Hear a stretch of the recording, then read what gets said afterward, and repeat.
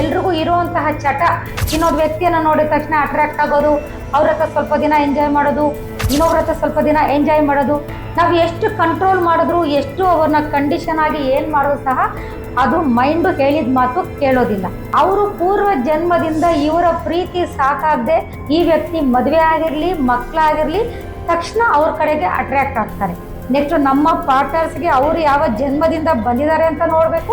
ರೇಖೆಯಲ್ಲಿ ಮೂಲವನ್ನ ಹುಡುಕಿ, ಅಂದರೆ ಅವರು ಪೂರ್ವ ಜನ್ಮದಿಂದ ಬಂದಿದ್ದಾರಾ, ಅಥವಾ ಇವ್ರನ್ನ ಲವ್ ಮಾಡಿ ಯಾರಾದ್ರೂ ಸತ್ತೋಗಿ ಮತ್ತೆ ಅವರು ಪ್ರೇತಾತ್ಮಾಗಿ ಬಂದು ಮತ್ತೆ ಇವರಲ್ಲಿ ಆ ಥರ ಭಾವನೆಗಳನ್ನ ಮತ್ತೆ ತುಂಬುತ್ತಾ ಇದ್ದಾರಾ, ನಿಮ್ಮನ್ನ ಬಿಟ್ಟು ಬೇರೆ ಕಡೆ ಅವ್ರ ಗಮನ ಹೋಗದೇ ಇರೋ ಥರ 24 hours ಅವರ ಗಮನ ನಿಮ್ಮ ಕಡೆನೇ ಇರೋ ಥರ ಹಿಪ್ನೋಟಿಸಲ್ಲಿ ಯಾವ ರೀತಿ ಮಾಡ್ಕೋಬೇಕು. ನಿಮ್ಮ ಪಾರ್ಟ್ನರ್ಸ್ಗೆ ಬೇರೆ ಕಡೆ ಅಫೇರ್ ಇದೆಯಾ, ಅಥವಾ ಸ್ವಲ್ಪ ದಿನ ನಿಮ್ಮ ಜೊತೆ ಅಫೇರ್ ಇಟ್ಕೊಂಡು ಈಗ ಬೇರೆ ಕಡೆ ಹೋಗ್ತಾ ಇದ್ದಾರಾ, ಅಥವಾ ನಿಮ್ಮ ತುಂಬಿದ ಸಂಸಾರದಲ್ಲಿ ಬೇರೆ 3ನೇ ವ್ಯಕ್ತಿ ಎಂಟ್ರಿ ಆಗ್ತಾ ಇದ್ದಾರಾ, ಇದಕ್ಕೆಲ್ಲ ರೀಸನ್ನು ಬೇಕಾದಷ್ಟಿದೆ.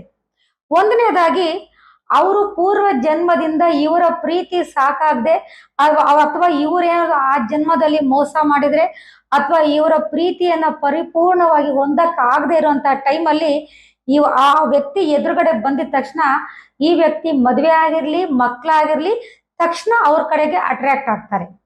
ನಾವು ಎಷ್ಟು ಕಂಟ್ರೋಲ್ ಮಾಡಿದ್ರು, ಎಷ್ಟು ಅವ್ರನ್ನ ಕಂಡೀಷನ್ ಆಗಿ ಏನ್ ಮಾಡೋದು ಸಹ ಅದು ಮೈಂಡು ಹೇಳಿದ ಮಾತು ಕೇಳೋದಿಲ್ಲ. ಒಂದನೇದು. ಎರಡನೇದಾಗಿ ಮಾಟ ಮಂತ್ರದ ಮುಖಾಂತರ ಸಹ ನಿಮ್ಮ ಪಾರ್ಟ್ನರ್ಸನ್ನ ಇನ್ನೊಬ್ರು ವಶೀಕರಣ ಮಾಡ್ಕೊಂಡಿರ್ಬೋದು. ಮೂರನೇದಾಗಿ ಮಾಮೂಲಿಯಾಗಿ ಎಲ್ರಿಗೂ ಇರುವಂತಹ ಚಟ, ಇನ್ನೊಂದು ವ್ಯಕ್ತಿಯನ್ನ ನೋಡಿದ ತಕ್ಷಣ ಅಟ್ರಾಕ್ಟ್ ಆಗೋದು, ಅವ್ರ ಹತ್ರ ಸ್ವಲ್ಪ ದಿನ ಎಂಜಾಯ್ ಮಾಡೋದು, ಇನ್ನೊಬ್ರ ಹತ್ರ ಸ್ವಲ್ಪ ದಿನ ಎಂಜಾಯ್ ಮಾಡೋದು, ಇದೆಲ್ಲ ಸರ್ವೇ ಸಾಮಾನ್ಯ ಆಗ್ಬಿಟ್ಟಿದೆ ಈ ಕಾಲದಲ್ಲಿ.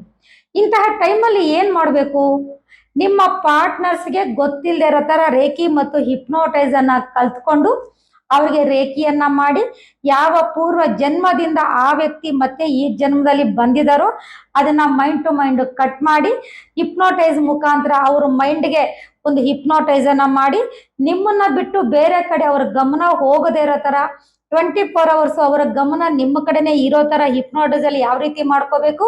ರೇಖೆಯಲ್ಲಿ ಮೂಲವನ್ನ ಹುಡುಕಿ, ಅಂದ್ರೆ ಅವರು ಪೂರ್ವ ಜನ್ಮದಿಂದ ಬಂದಿದ್ದಾರಾ, ಅಥವಾ ಇವ್ರನ್ನ ಲವ್ ಮಾಡಿ ಯಾರಾದ್ರೂ ಸತ್ತೋಗಿ ಮತ್ತೆ ಅವರು ಪ್ರೇತಾತ್ಮಾಗಿ ಬಂದು ಮತ್ತೆ ಇವರಲ್ಲಿ ಆ ಥರ ಭಾವನೆಗಳನ್ನ ಮತ್ತೆ ತುಂಬುತ್ತಾ ಇದ್ದಾರಾ, ಏನಕ್ಕೋಸ್ಕರ ಈ ಥರ ಆಗ್ತಾ ಇದೆ ಅಂತ ರೇಖಿ ತನಗೆ ತಾನೇ ಅದರ ಮೂಲವನ್ನ ಹುಡ್ಕೊಳ್ಳೋ ಕೆಪಾಸಿಟಿ ಇರೋದ್ರಿಂದ ಅದು ತನಗೆ ತಾನೇ ಸರಿ ಹೋಗುತ್ತೆ ರೇಖಿಯನ್ನ ಮಾಡಿದಾಗ. ಎರಡನೇದಾಗಿ ಏನು, ನಿಮ್ಮಲ್ಲಿ ಏನ್ ಪ್ರಾಬ್ಲಮ್ ಇದೆ, ನಿಮ್ಮಲ್ಲಿ ಯಾವ ಕರ್ಮದಿಂದ ನಿಮ್ಮ ಗಂಡ ಅಥವಾ ನಿಮ್ಮ ಹೆಂಡತಿ ಇನ್ನೊಬ್ಬರ ಹತ್ರ ಹೋಗ್ತಾ ಇದ್ದಾರೆ, ಅಥವಾ ಇನ್ನೊಬ್ಬರ ಪ್ರೀತಿಯನ್ನ ಬಯಸ್ತಾ ಇದ್ದಾರೆ, ನೀವು ಯಾವ ಜನ್ಮದಿಂದ ಈ ಕರ್ಮವನ್ನ ತಗೊಂಡು ಬಂದಿದ್ದೀರಾ, ಅದಕ್ಕೆ ರೇಖಿ ಮಾಡ್ಕೊಂಡಾಗ ಆ ಕರ್ಮ ತನಗೆ ತಾನೇ ಆಚೆ ಹೋಗುತ್ತೆ. ಯಾಕೆಂದ್ರೆ ಮೊದಲಿಗೆ ನಮ್ಮ ಕರ್ಮವನ್ನ ಕಳ್ಕೊಂಡಾಗ ಮಾತ್ರ ನಾವು ಬೇಕಾಗಿರೋದನ್ನ ಪಡ್ಕೊಳ್ಳುವಂತ ಸಾಧ್ಯತೆಗಳು ಇರುತ್ತೆ. ಆದ್ರಿಂದ ಫಸ್ಟ್ ನಮ್ಮ ಕರ್ಮವನ್ನ ಕಳ್ಕೋಬೇಕು. ನೆಕ್ಸ್ಟ್ ನಮ್ಮ ಪಾರ್ಟ್ನರ್ಸ್ಗೆ ಅವರು ಯಾವ ಜನ್ಮದಿಂದ ಬಂದಿದ್ದಾರೆ ಅಂತ ನೋಡ್ಬೇಕು, ಅಥವಾ ನಮ್ಮ ಪಾರ್ಟ್ನರ್ ಯಾವ ಜನ್ಮದಿಂದ ಶತ್ರುಗಳಾಗಿ ಬಂದು ನಮ್ಗೆ ಟಾರ್ಚರ್ ಕೊಡ್ತಾ ಇದ್ದಾರೆ, ಅಥವಾ ನಮ್ಗೆ ಹಿಂಸೆ ಕೊಡ್ತಾ ಇದ್ದಾರೆ, ನಮ್ಮನ್ನ ಸರಿಯಾಗಿ ಪ್ರೀತಿ ಮಾಡ್ತಾ ಇಲ್ಲ, ನಮ್ಮನ್ನ ಸರಿಯಾಗಿ ನೋಡ್ಕೋತಾ ಇಲ್ಲ, ಇದೆಲ್ಲ ನಮ್ಗೆ ಪೂರ್ವ ಜನ್ಮದ ಇಬ್ಬರ ಕರ್ಮಗಳು ಇನ್ಕ್ಲೂಡ್ ಆಗಿರುತ್ತೆ. ಇದಕ್ಕೆಲ್ಲ ಸಿಂಪಲ್ ಪರಿಹಾರ ಒಂದೇನೆ, ರೇಖಿ ಮತ್ತು ಹಿಪ್ನೋಟೈಸ್. ರೇಖಿ ಮತ್ತು ಹಿಪ್ನೋಟೈಸ್ ಅನ್ನ ಕಲ್ತ್ಕೊಂಡು ನೀವು ಗಂಡ ಹೆಂಡತಿ ತುಂಬಾ ಸಂತೋಷವಾಗಿ 100 ಕಾಲ ಬಾಳಿ ಅಂತ ಹೇಳ್ತಾ ರೇಖಿಯನ್ನ ಖಂಡಿತವಾಗಿ ಕಲ್ತ್ಕೊಳ್ಳಿ ಅಂತ ಹೇಳ್ತಾ, ನಮಸ್ಕಾರ ವೀಕ್ಷಕರೇ.